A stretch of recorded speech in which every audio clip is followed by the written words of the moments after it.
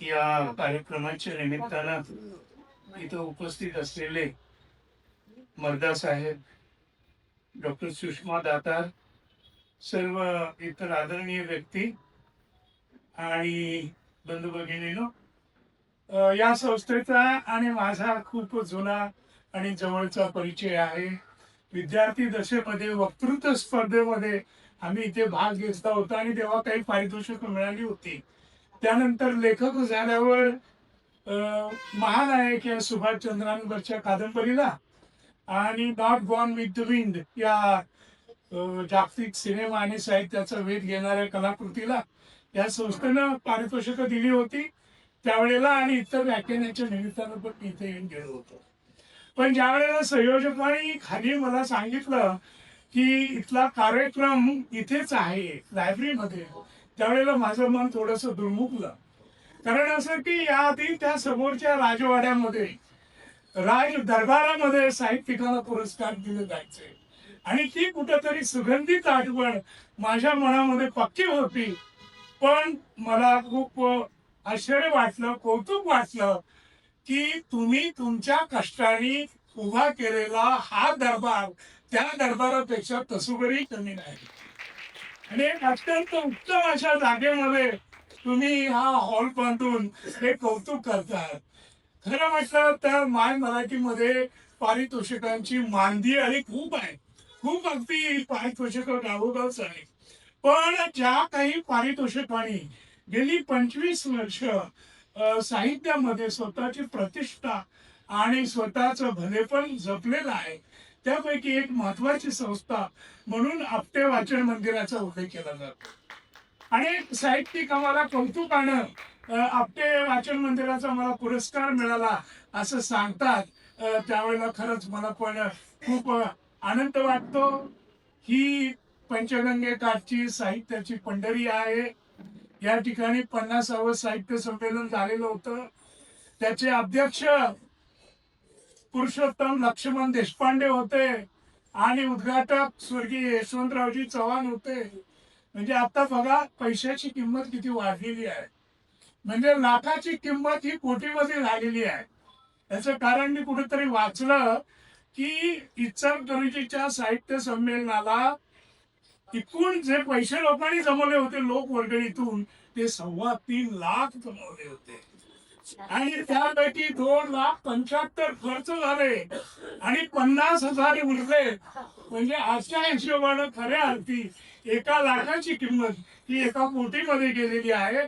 आणि मला आठवतं की अजून मी विसरलेलो नाही, मी शाळेमध्ये होतो, परंतु भाई तथा पु ल देशपांडे यांनी सांगली जिल्ह्यातील कवठे महांकाळ तालुक्यामध्ये राहणारे एक मास्तर, भोसले मास्तर, ज्यांना शरदचंद्रांनी झपाटलेलं होतं आणि ते सुंदर कथा लिहायचे आणि त्या कथा सत्यकथेमधून प्रकाशित झालेल्या होत्या.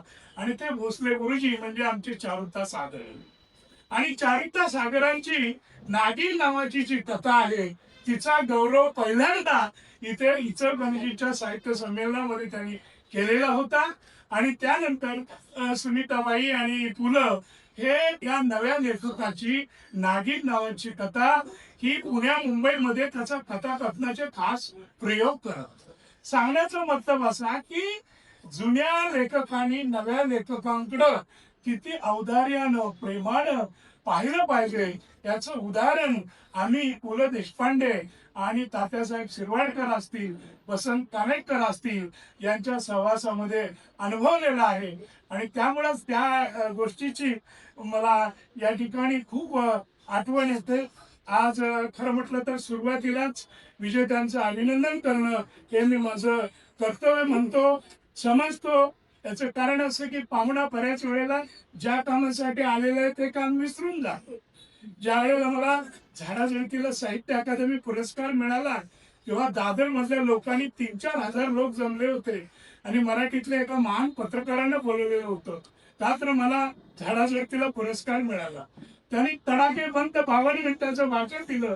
त्या 52 मिनिटांमध्ये माझं किंवा माझ्या कलाकृतीचं नाव सुद्धा घेतलं नव्हतं आणि आपण कोणत्या कार्यक्रमाला आलेलो आहे याचं त्यांना भान नव्हतं. पण आज या ठिकाणी आता इंदिरा संत उत्कृष्ट काव्य संग्रह जुई कुलकर्णी यांना मिळाला आणि त्यांचं विशेष अभिनंदन करतो. कारण मला असं सांगण्यात आलं की इंदिराबाईंनी स्वतःच्या पैशातून जी काही धन इथं दिलेला आहे त्याच्या व्याजातून हा पुरस्कार दिला जातो. म्हणजे जुई कुलकर्णींना डायरेक्ट शांताबाई शेळके यांचा आशीर्वाद मिळाला आहे असं म्हटलं तर वावगं ठरणार नाही. मी त्यांच्या कविता वाचलेल्या आहेत, मी त्यांचं अभिनंदन करतो. लक्षणीय पद्य साहित्य कृती जितेंद्र कुवर झाडाची कविता त्यांचंही मी अभिनंदन करतो. लक्षणीय गद्य साहित्य कृती दर्पणकार आचार्य बाळशास्त्री जांभेकर कर्तृत्वाचा एक शोध. खरं म्हटलं तर महाराष्ट्रामध्ये पत्रविद्या शिकवणारी अनेक विद्यापीठं झाली, परंतु आमचे मित्र बेडकिहाळ रवींद्रजी यांनी जे भरीव काम केलेलं आहे तसं भरीव काम पुणे मुंबईमध्ये कोणी केलं नाही. ते आमच्या फलटणमध्ये पत्रकार मित्रांनी केलेलं आहे. आणि नुसतं काम केलेलं नाही, त्यांचा तो जो चरित्र ग्रंथ आहे तो विस्तृत आहे, मोठा आहे. मी बहुतांशी सगळं वाचलेलं आहे, त्यावरून मी तुम्हाला साक्ष देईन की मराठीतल्या एका उत्तम चरित्र ग्रंथापैकी तो एक आहे. आणि त्यांनी अशाच खुबीनं काम केलेलं आहे की ते नसते तर दुसरा कोणी त्यांच्या त्या कोकणातल्या मूळ गावापर्यंत तिथल्या चावडीपर्यंत शेता झाडापर्यंत पोचू शकला नसता. त्यांचंही मी अभिनंदन करतो. त्याचबरोबर आशाताई सौंदर्यकर उत्कृष्ट पुरस्कार हा क्षितिज देसाई यांना मिळालेला आहे. शीतपेटीतून जेव्हा जाग येते हा विषयच नवा आहे आणि नव्याने त्यांनी वेध घेतल्याचं आताच आपल्या लक्षात आलं असेल. उत्कृष्ट कादंबरीमध्ये विनायक श्रीधर देशपांडे कादंबरी पुरस्कार हा माननीय अभय इनामदार यांना मिळाला. ज्ञान प्रकाशनचं इनामदारांचं मी कौतुक करतो. त्याचबरोबर महादेव जाधव उत्कृष्ट अनुवादित साहित्य कृती ही पद्मजा मेहेंदळे यांना मिळालेली आहे. खरंच अनुवादाचं काम हे खूप महत्वाचं काम असतं. मला कुणी विचारलं एका लिटररी फेस्टिवल मध्ये शिमल्याला होतं 2 वर्षापूर्वी, विचारलं की तुम्हाला अनुवाद म्हणजे काय वाटतो. मला असं वाटतं की लेखकाच्या दृष्टीनं अनुवाद म्हणजे काही दिवसासाठी आई बाहेर गावी गेल्यावर मावशीकडे मूल देते आणि मावशीने ज्या ममत्वानं त्या बाळाची काळजी घ्यायची असते तशीच काळजी ही अनुवादकानं घ्यायला हवी. आणि त्या दृष्टिकोनातून मुद्दाम मला परत आठवण येते ती शांताबाई शेळक्यांची. शांताबाईंनी लोकांचे रायखे नावाची एक आसामी कादंबरीचं भाषांतर केलेलं आहे. माय मराठीतली ती एक सर्वोत्कृष्ट अनुवादित कलाकृती आहे वीरेंद्र कुमार भट्टाचार्यची. पाठक साहेब तुम्हाला सांगतील की आम्ही साहित्य अकादमी तर्फे तिचा 2रा भाग प्रकाशित केलेला आहे. तर अनुवादाचं काम ही आणि त्याच्यासाठी लागणारी सृजनशीलता ही खूप महत्वाची असते आणि त्यामुळे सोबत सांज वेळची याबद्दल पद्मजा मेहेंदळे यांचं कौतुक. त्याचबरोबर माझे मित्र वानोळा नरेंद्र पाठक हे साहित्य अकादमीमध्ये केंद्रीय समितीवर आहेत माझ्याबरोबर. हे मुळात खानदेशातले आहेत, साने गुरुजींच्या भूमीतले आहेत आणि त्या भूमीतली चांगली वैद बरी बोली आणि बहुतांशी बरी माणसं आणि त्यांचं चांगुल पण त्यांनी शब्दात टिपण्याचा प्रयत्न केलेला आहे. माय मराठींची त्यांनी खूप सेवा केलेली आहे. अनेक ठिकाणी मुंबईला ते प्राचार्य म्हणून काम केलेलं होतं. नरेंद्र पाठक यांचं अभिनंदन करतो.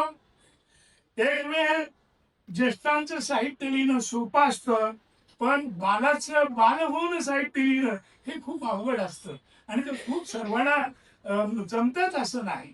माझ्या लहानपणी मी झुकू झुकू झुकू झुकू आगीत गाडी धुरांच्या रेषा हवेत सोडी पळती झाडे पाहुया हे गाणं मी 2री 3रीला ऐकलेलं. आता माझ्या नातीला सुद्धा तेच मला ऐकवावं लागतं, इतकं ते सुंदर गाणं आहे. तर हे जे बालात सगळे बाल व्हावे आणि या दृष्टिकोनातून बालवाङ्मयाचं महत्व आहे. आणि त्या दृष्टिकोनातून पार्वती तेलसिंग हे उत्कृष्ट पुरस्कार मायरा आणि देवराईचे गुपी या मालविका देखणे यांच्या संग्रहाला मिळालेलं आहे. मी त्यांचं अभिनंदन करतो. ते अगदी वऱ्हाडातून आलेलं आहे. यातून तुमच्या आपटे वाचन मंदिराची कीर्ती ही चंद्रपूर वऱ्हाडापर्यंत पोहोचलेली आहे, ही आपल्या सहज लक्षात येईल. त्याचबरोबर रागिणी जगदाळे स्मृत्यर्थ युवा पद्मरत्न पुरस्कार जीवीचे गुंतले नयन पराळ अमरावतीचे त्यांना मिळालेलं आहे. त्यांचं अभिनंदन करतो. मकरंद मुकुंद कुलकर्णी यांच्या स्मरणार्थ उत्कृष्ट स्थानिक परिसर साहित्य पुरस्कार बापू तारदाळकर, त्यांना मी अनेक वर्षापासून ओळखतो, ते सिनियर बापू, त्यांच्या हस्ते आम्ही पारितोषिके घेतली. आज माझ्या हस्ते त्यांना पुरस्कार मिळतोय. हा चांगला योग आहे असं मी समजतो. मित्र, खरं म्हटलं तर साहित्यिकांचं काम आणि कर्तृत्व हे खूप महत्वाचं असतं. शब्दसृष्टीचे ईश्वर असं आपण साहित्यिकांचा उल्लेख करतो. जो नवनिर्मिती करतो, जी नवनिर्मिती फक्त परमेश्वराला स्वर्गातल्या साधते, ती करण्याचं नशिबात हे साहित्यिकांचे असतं. आणि साहित्यिकांना त्याप्रमाणे एक प्रकारे देवत्व मिळतं असं म्हटलं तर वावगं ठरणार नाही. अलिबागकडे 100 वर्षापूर्वी विनायक नावाचे कवी होऊन गेले आणि त्यांनी एक सुंदर कविता लिहिली होती, नदी आणि कविता. कवीच्या नावे गावाचे मोल वाढते, होई कवीच्या असो कवीचे कुल अप्रसिद्ध, असो कवीचे कुल अप्रसिद्ध, होई कवीच्या कवणे प्रसिद्ध.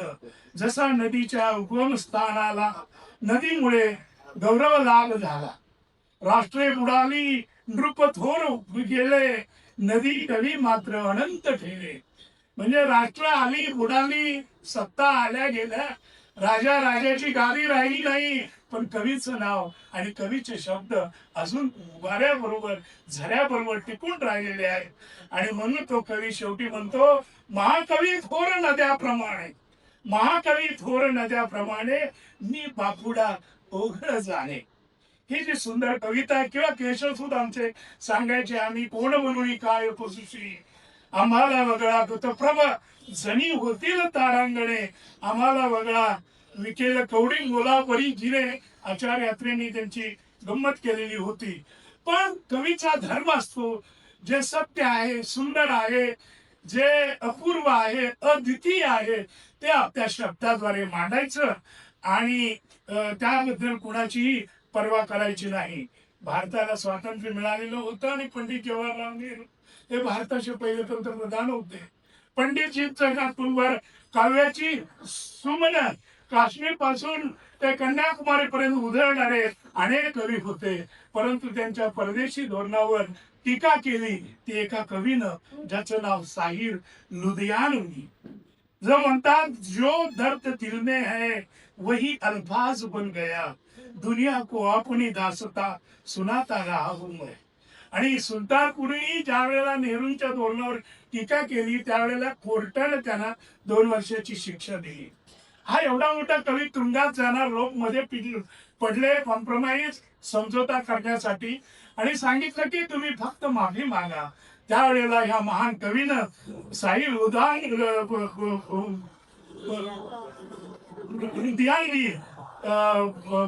माझं जरा याच्यामध्ये अडचण होती, सुलतानपुरीच्या बाबतीतला तो जो गोष्ट आहे, त्यांनी शिक्षा स्वीकारली आणि सांगितलं फजलुल सुलतानपुरी की कवीचे शब्द म्हणजे भात्यातून सुटलेले बाण असतात, त्यांना कुणाला थोपवता येणार नाही.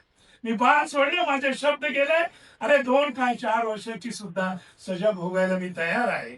आणि फजलुल सुलतानपुरी ही सजा भोगलेली होती. हा या भूमीचा इतिहास आहे. शेवटी काय आहे काव्य म्हणजे तरी काय?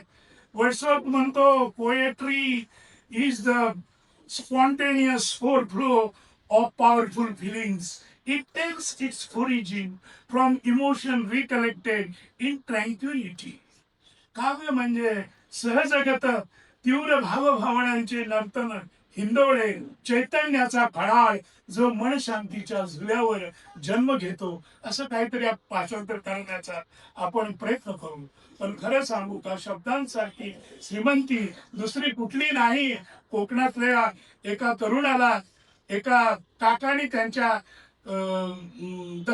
दत्तक घेतलं, दत्तक विधान झालं आणि काकांची पेढी होती सोन्याची आणि तो सोन्याचा सावकार होणार होता, परंतु तो मुलगा पळून गेला. त्या मुलाचं नाव होतं गणेश आत्माराम खांडेकर. तो पळून गेला आणि पळून गेल्यानंतर त्यांनी कळवलं की काका, मला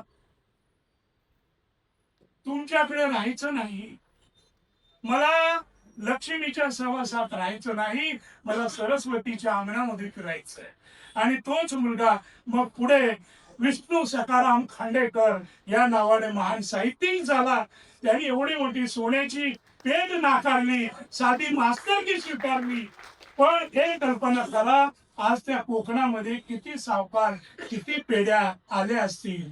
पण माय मराठीला ययातीच्या निमित्ताने ज्ञानपीठाचा पहिला झेंडा मिळवून देणारा आणि पहिला पुरस्कार मिळवून देणारा महान साहित्यिक म्हणून वि स खांडेकर यांचं नाव राहिलेलं आहे.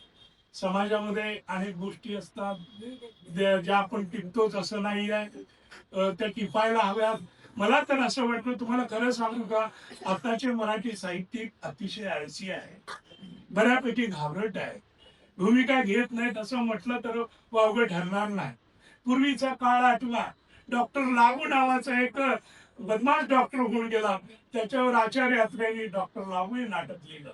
किंवा त्या लखोबा लोखंडावर त्यांनी तो मी नव्हेच लिहिलं. किंवा अखेरचा सवाल, अपराध मीच केला, अशी किती नाटकं वगैरे होत होती. अरे आता बीड सारखा एखादा जिल्हा धरला तर तिथे टॉलस्टॉय सुद्धा थकेल एवढा विविध म्हणजे मुखवट्याची मंडळी तुम्हाला महाराष्ट्राच्या एका एका जिल्ह्यामध्ये मिळतील. आपल्याला वाटायचं की महाराष्ट्र साधू संतांचा आहे, कीर्तिवंतांचा आहे, पण गावोगाव आज पोलीस स्टेशन मध्ये किंवा गावच्या बाजारामध्ये, निवडणुकीच्या शेजाऱ्यामध्ये काय चाललंय हे पाहिलं तर तुम्हाला ते आवडणार नाही पाहायला, किंवा पाहायला परवडणार सुद्धा नाही. जगाच्या वाङ्मयाचा जर आपण अभ्यास केला तर जिथे सामाजिक विषमता किंवा जिथे संघर्ष टोकाचा, गरिबी असो, श्रीमंती असो, अन्याय असो, अशिक्षितता असो, अशामध्ये साहित्य मोठ्या प्रमाणावर जन्म घेतं. आणि त्यामुळं महाराष्ट्राची आताची भूमी ही कादंबरीकार आणि नाटककारांच्या दृष्टीनं खूप महत्वाची आहे, पण ते होताना घडत नाही, घडताना दिसत नाही. आमचे कवी नायगावकर यांनी लिहिलंय, पारवशाने नदी म्हणाली किती दिसात ग नाले नाही, मरता मरता झाड म्हणाले दोन थेंब तरी पाणी द्यावं, शहाणपटीने धरण बांधले अभियंताना. आपल्या अलीकडच्या मंत्र्यांनी जो शब्द वापरलेला आहे हा दृष्ट्या कवीनी 30 वर्षापूर्वी वापरलेला आहे नायगावकरांनी. शहाणपटीने धरण बांधले अभियंत्यांना धुका म्हणालो, खडी फोडते बहिणाबाई ओवीला बघ रक्त चिकटले, रीता हंडा वनवन फिरतो फक्त खालची माय बदलली. ते रीता हंडा तसाच वनवन फिरतो आहे, फक्त खालची माय बदललेली आहे. मला असं वाटतं की एका बाजूला नायगावकरांच्या 1000 विनोदी कविता आणि अशा काही 20-25 रसरशीत कविता यांची बरोबरी होणार नाही. बऱ्याच वेळेला शासनाविरुद्ध आपण भूमिका घेतो की नाही असं वाटतं. सरकारला वाटलं की आपल्या रक्षकांना धोका आहे तर त्यांच्याही रक्षणासाठी आणखी रक्षक नेमू शकतं सरकार, अथवा पोलिसांनाही देऊ शकतं लष्कराच्या ताब्यात. सरकारला वाटलं की लोकांनी आनंद करावा, धुंद व्हावं, तर ते रस्त्या रस्त्यात गल्लोगल्ली दारूची, बियर बारची दुकानही उघडू शकतं. सरकारला आई नसते, त्यामुळे कुशीतल्या मायेला ते पारक झालेलं असतं, बाप नसल्यानं विचार करण्याची कुवत नसते वगैरे वगैरे. आता हे सगळं वाचताना पाठक म्हणतील की आमच्या बीजेपी सरकारवर तुम्ही टीका करता, की काय. पण त्यांच्या आठवणीसाठी सांगतो की नायगावकरांनी लिहिलेल्या ह्या ओळी काँग्रेसच्या ऐन काळातल्या होत्या, 30-35 वर्षापूर्वीच्या. म्हणजे शेवटी काय आहे की लेखकाची जी शैली आहे ती खूप महत्वाची असते. लेखकाचं निरीक्षण महत्वाचं असतं. मुळात नव्या लेखकांसाठी मी सांगेन, आता आमच्या वयाची सगळी मंडळी आहेत त्यांच्यासाठी त्यांनी हा उपदेश पाहिजे तर दुर्लक्षित करावा. पण मला असं वाटतं की तुम्हाला जर शब्दांच्या गोकुळात नांदायचं असेल तर तुम्हाला शब्दांची रोज पूजा केली पाहिजे. सरस्वतीची पूजा आहे. मुळात मध्ये वाद झाला. आमचे भुजबळ साहेब म्हणाले कशाला सरस्वतीचं पूजन करा, सरस्वती हिंदू धर्मीयांची आहे. मी त्यांना पुस्तक नेऊन दाखवलं की सावित्रीबाई फुले यांचे वाङ्मय आहे. प्रकाशक महाराष्ट्र शासन, हस्ते मुख्यमंत्री शरद पवार, आणि त्याच्यामध्ये सावित्रीबाई फुलेंनी सरस्वतीवर लिहिलेल्या 5 कविता त्यांना मी दाखवल्या, ज्या महाराष्ट्र शासनाने छापल्या होत्या. याचा मोठा मतितार्थ काय आहे की सरस्वती ही फक्त हिंदूची देवता नसून जगामध्ये सर्वत्र ज्ञानाची एक देवता असते. तशी जपानमध्ये सुद्धा एक देवता आहे ज्ञानाची, तिचं नाव वेगळं असेल पण सरस्वतीचा वास हा सर्वत्र असतो आणि या सरस्वतीची पूजा आपण केली पाहिजे. आणि बऱ्याच वेळेला काही लोक आम्हाला विचारतात की तुमच्या एवढ्या कादंबऱ्या यशस्वी झाल्या, 3-3, 4-4 पिढ्या वाचतात, तर तुम्ही ड्राफ्ट किती करता, किती वेळा लिहिता, किती वेळा फाडता, काय तुम्ही करता? मला पण ते उत्तर सांगता येत नव्हतं. पण मला एक ज्योतिबाच्या डोंगराजवळ खाली उत्तर एकदा मला उत्तर सापडलं. ते उत्तर असं की एखादा बेलदार किंवा एखादा शिल्पकार ज्या वेळेला हातामध्ये छिनी घेतो आणि मूर्ती तयार करतो त्यावेळेला तो काय घड्याळ लावून बसतो किती वेळामध्ये किती टक्क्यांनी मूर्ती फोडू.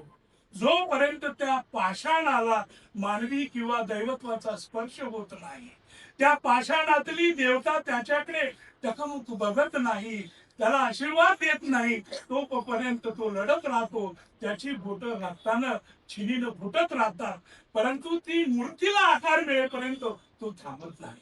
तर अशा दृष्टिकोनातून मी असं सांगेन की ड्राफ्ट्स मग ते तुमच्या कागदावर हो किंवा मेंदू मध्ये हो. आता बहिणी हातामध्ये कागदच धरला नव्हता तर त्यांनी किती वेळेला आराखडे केले असतील. तर त्यांचे आराखडे हे मनाच्या हिंदोड्यावर होते, मनाच्या गाभाऱ्यात होते आणि ते शब्द त्यांनी पुढे पकडलेले आहेत असं आपल्याला मान्य करावं लागेल. मी छत्रपती शिवाजी महाराजांच्या कादंबरी लिहिली, महासम्राट नावाची, त्याचे 3 खंड आले. अलीकडे मी ग्रेट कांचना सर्कस नावाची कादंबरी गेल्याच आठवड्यात जी इंग्रजीत आली, इथं खडकलाट नावाचं गाव आहे काही किलोमीटर अंतरावर. तिथे 100 वर्षापूर्वी गुलाब शिंदे नावाच्या शेतकऱ्याची एक मुलगी होती. ज्या वेळेला दंगल नावाच्या सिनेमाचा प्रीमियर होता, आमिर खानच्या प्रोडक्शनने मला बोलावलं आणि मुलांचा कुस्तीमध्ये पराभव करतात हे पाहून मी टाळ्या वाजवत नाही, हे बघून एक अरसिक मनुष्य आहे म्हणून सगळे माझ्याकडे टकमका बघायला लागले. मी त्यांना सांगितलं तुम्हाला आमच्या भूमीचा इतिहास माहिती नाही. अरे मुलांना कुस्तीत हरवतात हे सोडून द्या. आमच्या गुलाब शिंद्यांची 100 वर्षापूर्वी मुलगी वाघाची कुस्ती खेळायची आणि ती कुस्ती कोल्हापूरच्या दसरा चौक मैदानात शाहू महाराजांनी बघितली. तिला 2 हत्ती आणि 40 घोडी भेट दिली आणि 100 वर्षापूर्वी ग्रेट ताराबाई सर्कस म्हणून जर्मनी आणि जपान पर्यंत ती चालणार. इकडे सांगली, सोलापूर, इकडे तासगाव ही तर सर्कशीची केंद्रच होती. म्हणजे खऱ्या अर्थी या भूमीचा सांस्कृतिक इतिहासाचा पदर सुद्धा खूप मोठा आहे. आपली नजर तिथपर्यंत पोचली पाहिजे आणि नवनव्या लेखकांनी नवनवं साहित्य त्या दृष्टिकोनातून आणलं पाहिजे. मी नेहमी म्हणतो की पानिपतावर कादंबरी यशस्वी झाली पण पानशेतवर एखादी जबरदस्त कादंबरी पुण्यातून सुद्धा निर्माण झालेली नाही किंवा संयुक्त महाराष्ट्राच्या लढ्यावर झालेली नाही. मित्र, मला शेवटी एवढंच सांगायचंय की पानिपत कादंबरी माझी प्रकाशित झाल्यावर 1 वर्षाच्या ती इतकी थकली की मला त्याच्यातून एवढी रक्कम मिळाली की कोल्हापूरला मी त्या काळात एक बंगला बांधला आणि त्या बंगल्याचं नावच मी पानिपत असं दिलेलं आहे. एवढं प्रचंड यश मला मिळालं. साहित्यामध्ये सगळं ठीक आहे पण आज आजूबाजूचं वातावरण बघितलं तर मंत्रालयापासून ग्रामालयापर्यंत माय मराठी धोक्यात आहे. आता गावातल्या लोकांना शिक्षक लावतो आपण उत्तम मराठी शिकण्यासाठी. आता मंत्रालयात आणि विधान भवनात पण शिक्षक ठेवायचे का, अशा तऱ्हेचा प्रश्न उभा राहतो. आणि काय चालवणार आपल्या माय मराठीचे जे धिंडवडे चाललेले आहेत, ते धिंडवडे कुठेतरी थांबलं पाहिजे. आणि मी पाठक साहेब, मी अशी आग्रहाची विनंती करेन की माय मराठीची सेवा राहू द्या, तिला मोठं मकरात बसवायचं राहू द्या. गेली 10-15 वर्ष मराठीच्या शिक्षकांच्या ज्या नेमणुका अडथळलेल्या आहेत, त्या जरी तुम्ही भरल्या तरी माय मराठीची सेवा चांगली होईल. मला खूप वाटतं की मी तुम्हाला नेहमी मी साहित्य संमेलनात सुद्धा हेच बोललो की आपल्या आईची भाषा, तिचा उद्गार, जर घराला किंवा बंगल्याला आग लागली, आपण बाहेर पडताना आई आई बाबा बाबाच म्हणणार, डॅडी म्हणणार नाही. आपली भाषा आणि तिचा स्वर खूप महत्वाचा असतो. डॉक्टर मंडळी सांगतात मूल हे आईच्या दुधावरच मोठं होतं, अंगावरच्या आईच्या दुधावर. तसं मला सांगायचं आहे की मूल कर्तबगार वाङ्मयिक दृष्ट्या किंवा अंडरस्टँडिंग समजून घेण्याच्या दृष्टिकोनातून कर्तबगार हे आईच्या जिभेच्या बोलावरच होऊ शकतं. शेवटी काय आहे की एकदा घोडा तुम्ही चालवायला शिकला की मग पांचाळे असो, आरबी असो, तुर्बी असो, तुर्की असो, त्याच्यावर उडी मारून बसतात. तसं एकदा ज्ञानाची कास कशी पकडायची तुम्हाला कळून, आणि बरे ते उत्तम ज्ञान मराठीमधून आल्यावर एकदा ही मराठीची रपेल तुम्ही शिकला की तुम्ही कुठल्याही जगातल्या वारूवर स्वार होऊ शकता. म्हणून मला असं वाटतं की नेहमी माय मराठीच्या ज्या बंद पडत चाललेल्या शाळा आहेत तिकडे आपण पुन्हा लक्ष दिलं पाहिजे. गावातल्या शाळा चालू राहायला पाहिजे आणि जाणत्या लोकांनी याचा विचार केला पाहिजे. माझे काही आयएस अधिकारी आहेत, त्यांनी अगदी हटून आता आपली नातवंड मराठी शाळेमध्ये घातलेली आहे आणि ती मला भेटायला आलेली होती. हे कुठंतरी परिवर्तन आहे. ज्ञानोबा तुकोबाची भाषा टिकली पाहिजे. आता पॉइंट बीट म्हणतात 20 मुलं पाहिजेत, 5 मुलं पाहिजेत. अरे माझ्या गावच्या शाळेत 5 मुलं होती फक्त, आणि त्यामध्ये मी 5 झालो. जर पटाचं गणित त्यावेळेला असतं तर मला शाळात शिकता आली नसती. आणि म्हणून 2 मुलं जरी असली तरी मराठी तुकडी, मराठी शाळा सुरू राहिली पाहिजे.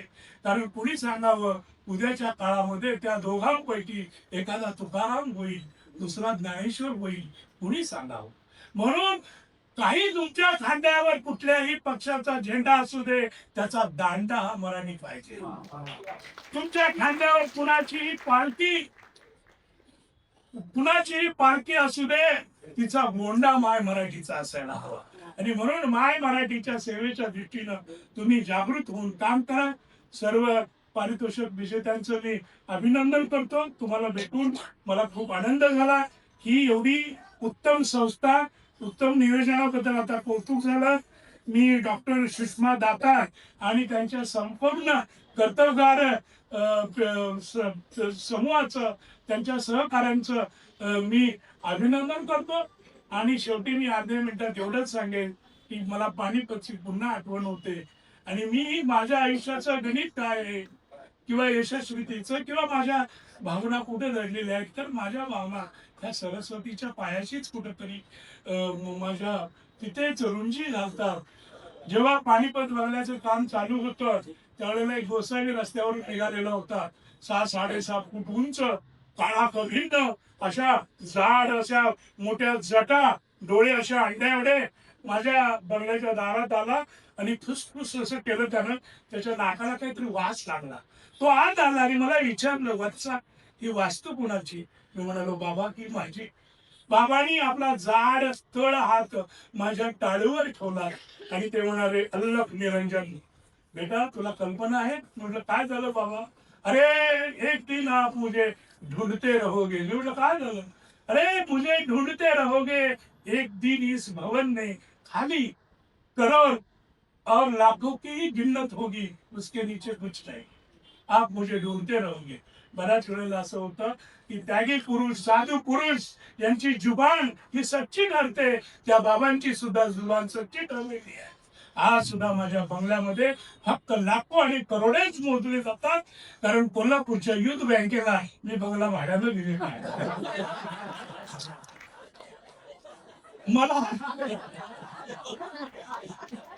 मला या निमित्ताने एवढं सांगायचं आहे की माझ्या घरामध्ये, माझ्या भवनामध्ये नांदणारी लक्ष्मी जरी गावाची असली तरी माता सरस्वतीनं माळावरच्या तिच्या भग्न मंदिरामध्ये मला जागा दिलेली आहे. आणि तिच्या देवाऱ्यामध्ये मग कधी नागकेशर, कधी अण्णाभाऊ साठ्यांची दर्दभरी दास्तान, कधी महानायक, अशा अनेक कलाकृती आणि रांगोळ्या मी टिपत राहिलेलो आहे. आणि या पुढच्या काळामध्ये सुद्धा मी अशा उत्तम रांगोळ्या रेखाटण्याचा नक्कीच प्रयत्न करेन. पुन्हा एकदा विजयी वीरांचं अभिनंदन. या विजयाच्या आनंदात न राहता पुढच्या लढाईला, पुढच्या सफरीला तुम्ही सिद्ध राहा, यापेक्षा उत्तम आपण न्यावं अशी अपेक्षा व्यक्त करतो. आणि माय मराठीची उत्तम सेवा करत असल्याबद्दल महाराष्ट्रातील एका उत्तम अशा ग्रंथालयापैकी आपटे ग्रंथालय, आपटे वाचन मंदिर याचा मी उल्लेख करतो. आणि मला मराठी शिकवणाऱ्या एका गरीब शिक्षकाचं आणि ग्रंथ आणून देणाऱ्या जंगलामध्ये शिक्षकांचं आडनाव सुद्धा आपटे होतं. आणि त्यामुळे मला मोठं कौतुक वाटतं. पुन्हा एकदा तुम्हा सर्वांचं अभिनंदन करतो. आणि आपण सर्वजण ज्ञानोबा तुकोबाच्या ठेव्यावर, ज्ञानोबा तुकोबाच्या परंपरेवर जीवापाड प्रेम करूया अशी अपेक्षा व्यक्त करतो. आणि आपली